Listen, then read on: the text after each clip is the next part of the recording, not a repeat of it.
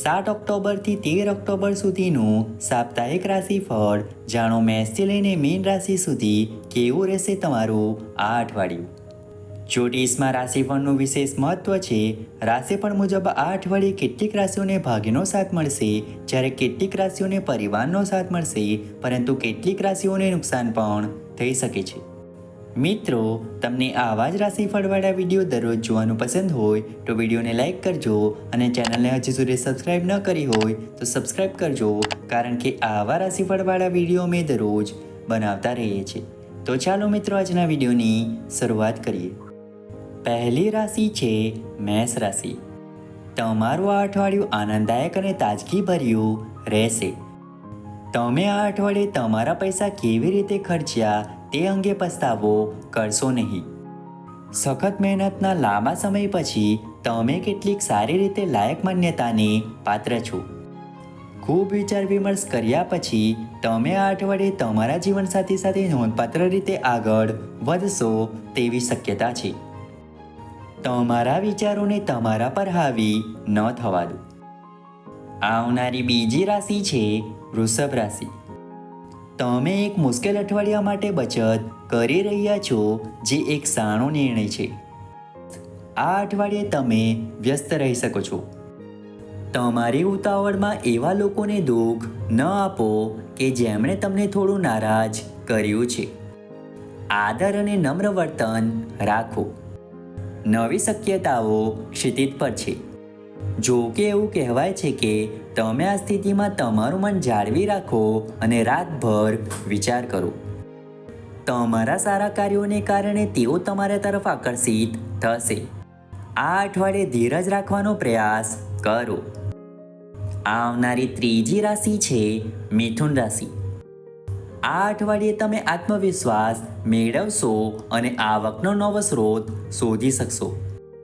તમારા પરિવારના વ્યવસાયમાં તમારા પ્રયત્નોથી ફાયદો થશે. તમારી વર્તમાન નોકરીની જવાબદારીઓ વિસ્તરશે અને મિલકત સંબંધિત મુશ્કેલીઓ દૂર થશે. નવી મિલકત ખરીદવા માટે આ સપ્તાહ શુભ છે. તમારા પાસે તમારા પરિવાર સાથે બોન્ડ કરવા માટે વધુ સમય હશે. જો તમે પ્રેમમાં છો તો તમે તમારા જોડાણને નવી ઊંચાઈઓ પર લઈ જશો અને તમારી મહત્વાકાંક્ષાઓને તમારા પ્રિયજનો સુધી પહોંચાડતી વખતે પ્રતિકૂળતાનો સામનો કરશો. આવનારી ચોથી રાશિ છે કર્ક રાશિ. તમે આ અઠવાડિયે કેટલાક નોંધપાત્ર રોકાણ કરી શકશો. તમે પ્રક્રિયાને ઝડપી બનાવવા, મૂલ્યાંકન અને વ્યૂહરચનાના તબક્કાને અવગણીને નવી તકમાંથી સંભવિતપણે તમામ નફો ગુમાવી શકો છો. તમારે તમારા નાણાકીય સલાહકારોની સલાહને અનુસરવી જોઈએ અને તમારો સમય કાઢવો જોઈએ. આ અઠવાડિયે તમારી લવ લાઈફ પહેલાં કરતાં વધારે સારી રહેશે. વસ્તુઓમાં ઉતાવળ ન કરવાનો પ્રયાસ કરો અને વાસ્તવિક ક્ષણમાં જીવો. આવનારી પાંચમી રાશિ છે સિંહ રાશિ. તમારું સંશોધન અને જ્ઞાન તમને ફળ આપશે.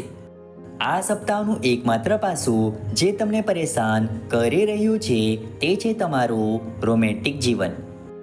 તમે અજાણતા તમારા જીવનસાથીના ડરને ઉત્તેજિત કર્યો છે, જે તેઓ તમારી સાથે વાતચીત કરવામાં અસમર્થ હશે. પરિણામે મોટી ગેરસમજ થશે.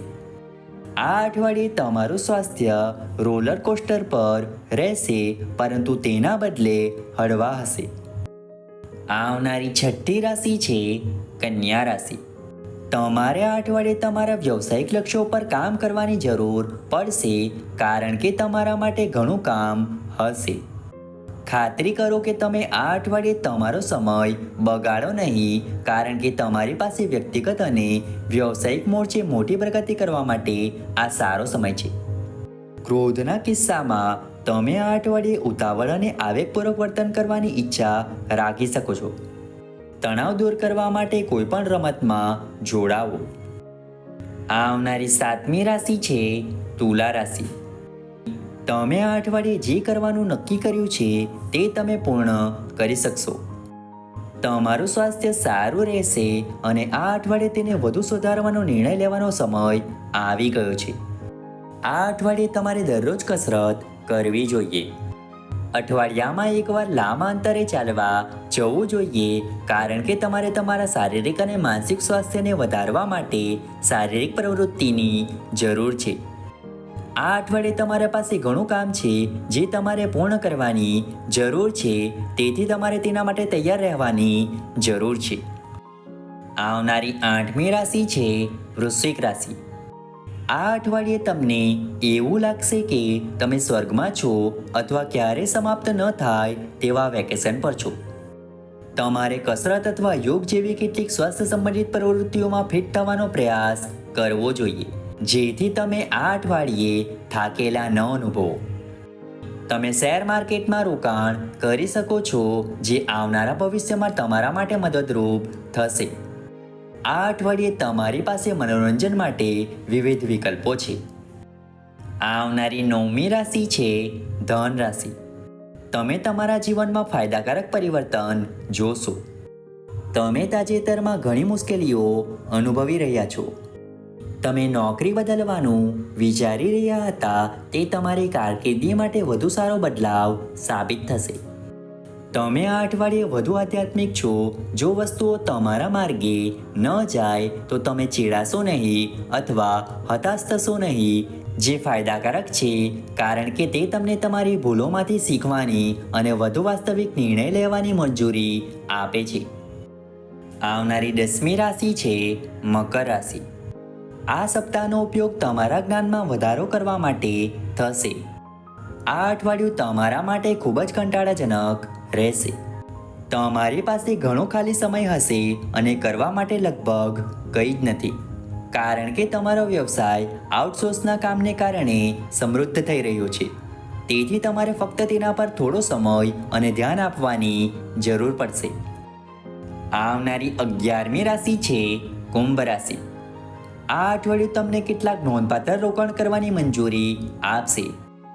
તમારે તમારા નાણાકીય સલાહકારની સલાહને અનુસરવી જોઈએ અને તમારો સમય કાઢવો જોઈએ.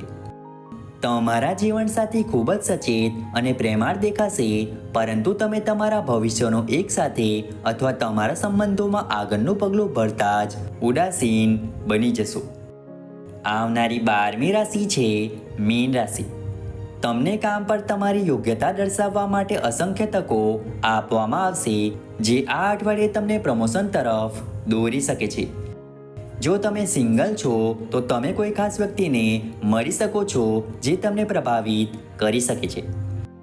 આ અઠવાડિયે તમે અને તમારા જીવનસાથી રોમાંચક પ્રવૃત્તિઓ શરૂ કરશો. તમે અને તમારા મિત્રો પ્રવાસની યોજના બનાવી શકો છો. તમે તમારી લાગણીઓમાં સકારાત્મક પરિવર્તન અનુભવશો. મિત્રો, આશા રાખીએ છીએ કે તમને સાપ્તાહિક રાશિફળ ગમ્યું હશે.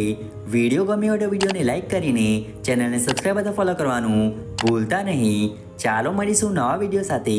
ત્યાં સુધી જય માતાજી.